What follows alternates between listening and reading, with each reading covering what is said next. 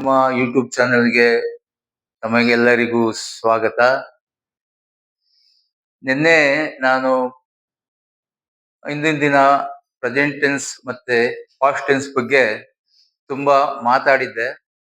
ಅಲ್ಲಿ ನಾನು ಸಬ್ಜೆಕ್ಟ್ ಮತ್ತೆ ವರ್ಬ್ ಮಾತ್ರ ಬಳಸ್ಕೊಂಡು ವಾಕ್ಯಗಳನ್ನ ರಚನೆ ಹೇಗ್ ಮಾಡಬೇಕು, ನೆಕ್ಸ್ಟ್ ನಾವು ಏನನ್ನ ತಗೋಬೇಕು ವರ್ಬ್ ಆದ್ಮೇಲೆ ಅದ್ರ ಬಗ್ಗೆ ಕೂಡ ಹೇಳಿದ್ದೆ. ಅಂದ್ರೆ ಸಬ್ಜೆಕ್ಟ್ ವರ್ಬ್ ಅಬ್ಜೆಕ್ಟ್ ಅಷ್ಟೇ.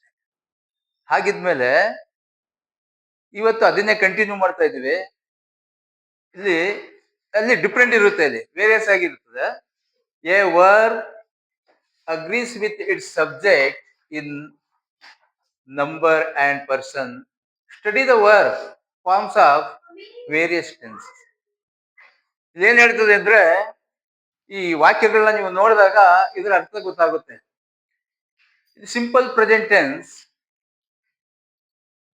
Present continuous. ಇಲ್ಲಿ ಸಿಂಪಲ್ ಪ್ರೆಸೆಂಟ್ ಟೆನ್ಸ್ ಅಂದ್ರೆ ವರ್ತಮಾನ ಕಾಲ ಅಂತ ಹೇಳ್ತೀವಿ. ಅದರಲ್ಲಿ ಕಂಟಿನ್ಯೂಸ್ ಬರುತ್ತೆ.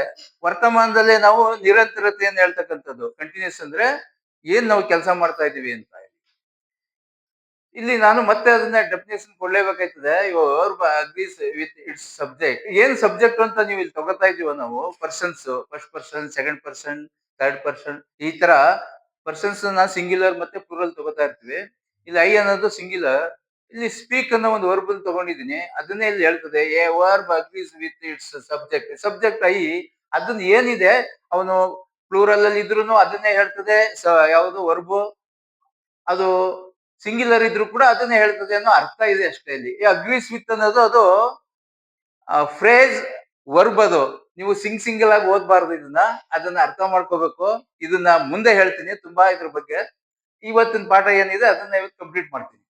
I speak, you speak, he speaks.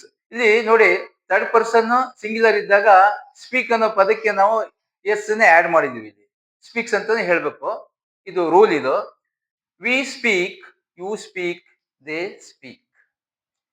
ಇಲ್ಲಿ ಪ್ರೆಸೆಂಟ್ ಟೆನ್ಸ್ ಮುಗೀತು, ಸಿಂಪಲ್. ಇಲ್ಲಿ ಪ್ರೆಸೆಂಟ್ ಕಂಟಿನ್ಯೂಸ್ ತಗೋತಾ ಇದ್ದೀವಿ. ಕಂಟಿನ್ಯೂಸ್ ಅಂದ್ರೆ ಏನು ಅಂದ್ರೆ, ನಿಮ್ಗೆ ನಾನು ಆರ್ಡಿನರಿ ವರ್ಬ್, ಇವತ್ತು ಸ್ಪೀಕ್ ಅನ್ನೋದು ಆರ್ಡಿನರಿ ವರ್ಬ್. ಇಲ್ಲಿ ನಾನು ಆಕ್ಸಿಲರಿ ಬಗ್ಗೆ ಮಾತಾಡಿದ್ದೆ. ಇಲ್ಲಿ ನಾವು ಏಕವಚನದಲ್ಲಿ ಐ ಅನ್ನೋ ಪದ ಇಲ್ಲಿ ಬಂದಾಗ ನಾನು ಅನ್ನೋ ಪದಕ್ಕೆ ಯಾಮ್ ಅನ್ನ ನಾವು ತಗೋತಾ ಇದ್ವಿ ಇಲ್ಲಿ ಆಕ್ಸಿಲರಿ ಆಗಿ. ಅದೇನ್ ಹೇಳುತ್ತೆ ಅಂದ್ರೆ ಕಾಲವನ್ನ ತಿಳಿಸ್ತದೆ. ಪ್ರೆಸೆಂಟ್ ಟೆನ್ಸ್ ಅಲ್ಲಿ ಯಾಮ್ ಇದೆ. I am speaking. ಇಲ್ಲಿ ಸ್ಪೀಕ್ ಅನ್ನೋದಕ್ಕೆ ಇನ್ಫಾರ್ಮ್ ಮಾಡಿದ್ವಿ. ಇದನ್ನ ಅಭ್ಯಾಸ ಮಾಡಿ, ಚೆನ್ನಾಗಿ ನಿಮಗೆ ಇಂಗ್ಲಿಷ್ ಮಾತಾಡೋದಕ್ಕೆ ಅಭ್ಯಾಸ ಆಗ್ತದೆ. ಎರಡನೇದು, you are speaking. Second person ಇದ್ದಾಗ ಆರ್ ಅನ್ನು ಉಪಯೋಗಿಸ್ತೀವಿ. ಇದು ಕೂಡ ಆಕ್ಸಿಲರಿ ವರ್ಬ್. ಇವೆಲ್ಲರ ಅರ್ಥ ಇರು ಎನ್ನೋ ಅರ್ಥವನ್ನು ಕೊಡ್ತದೆ. ಹಿಂದಿನ ಕ್ರಿಯಾ ಶಬ್ದ ಏನಿದೆ ಅದನ್ನ ಹೋಲ್ತಾ ಇರುತ್ತೆ ಅದು. ಯು ಆರ್ ಸ್ಪೀಕಿಂಗ್, ನೀನು ಬರೆಯುತ್ತಿರುತ್ತಿ ಅನ್ನೋ ಅರ್ಥವನ್ನು ಹೇಳ್ತದೆ.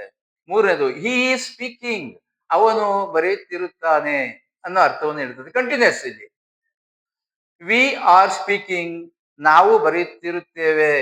ಯು ಆರ್ ಸ್ಪೀಕಿಂಗ್, ನೀವು ಬರೆಯುತ್ತಿರುತ್ತೀರಿ. ದೇ ಆರ್ ಸ್ಪೀಕಿಂಗ್, ಅವರು ಬರೆಯುತ್ತಿರುತ್ತಾರೆ ಅನ್ನೋ ಅರ್ಥವನ್ನ ಕೊಡ್ತಾ ಇದೆ. ಪಾಸ್ಟ್ ಪರ್ಫೆಕ್ಟ್ ಟೆನ್ಸ್ ನಾನು ಬರ್ತಾ ಇದ್ದೀನಿ. ಪಾಸ್ಟ್ ಅಂದ್ರೆ ಮುಗಿದೋಗಿರ್ತಕ್ಕಂಥದ್ದು. ಅದೇ ನಾವು ಸರ್ವನಾಮಗಳನ್ನ ಇಲ್ಲಿ ತಗೋತಾ ಇದೀವಿ, ಏಕವಚನ ಬಹುವಚನದಲ್ಲಿ. ಅದೇ ರೀತಿ ಸ್ಪೀಕ್ ಅನ್ನೋ ಒಂದು ವರ್ಬ್ನೇ ತಗೊಂಡು ನಾನು ಇಲ್ಲಿ ಆಕ್ಸಿಲರಿ ವರ್ಬ್ ಯಾವ ಇದೆ. ಇಲ್ಲಿ ಪ್ರೆಸೆಂಟ್ ಪರ್ಫೆಕ್ಟ್ ಟೆನ್ಸ್. ಪರ್ಫೆಕ್ಟ್ ಅಂದ್ರೆ ಮುಗಿದೋಗಿರ್ತಕ್ಕಂಥದ್ದು. ಇಲ್ಲಿ ಮತ್ತೆ ಪ್ರೆಸೆಂಟ್ ಪರ್ಫೆಕ್ಟ್ ಕಂಟಿನ್ಯೂಸ್. ಇಲ್ಲಿ ಹೇಗ್ ನೋಡಿದ್ವಿ ನೀವು ಪ್ರೆಸೆಂಟ್ ಕಂಟಿನ್ಯೂಸ್, ಅದೇ ರೀತಿ ಇದು ಕಂಟಿನ್ಯೂಸ್ ಆಗಿರ್ತದೆ. ಅದನ್ನು ಕೂಡ ಕನ್ನಡದಲ್ಲಿ ಹೇಳ್ಕೊಂಡು ಹೋಗ್ತಾ ಇರ್ತೀನಿ. I have spoken. ಈ ಹ್ಯಾವ್ ಬಂದಾಗ ಸ್ಪೋಕನ್ ಅಂದ್ರೆ ಸ್ಪೀಕ್, ಸ್ಪೋಕ್, ಸ್ಪೋಕನ್ ಪದಗಳನ್ನ ತಗೋತಾ ಇದ್ವಿ ನಾವು. ಸ್ಪೋಕ್ ಪಾಸ್ಟ್ ಟೆನ್ಸ್ ಆಗ್ತದೆ. ಇಲ್ಲಿ ಸ್ಪೋಕನ್ ಪಾಸ್ಟ್ ಪಾರ್ಟಿಸಿಪಲ್ ಆಗ್ತದೆ. ಐ ಹ್ಯಾವ್ ಸ್ಪೋಕನ್, ನಾನು ಓದಿದ್ದೇನೆ ಎನ್ನುವ ಅರ್ಥವನ್ನು ಕೊಡ್ತದೆ. ಐ ಹ್ಯಾವ್ ಬೀನ್ ಸ್ಪೀಕಿಂಗ್, ನಾನು ಮಾತನಾಡುತ್ತಿದ್ದೇನೆ ಎನ್ನುವ ಅರ್ಥವನ್ನು ಕೊಡುತ್ತೆ.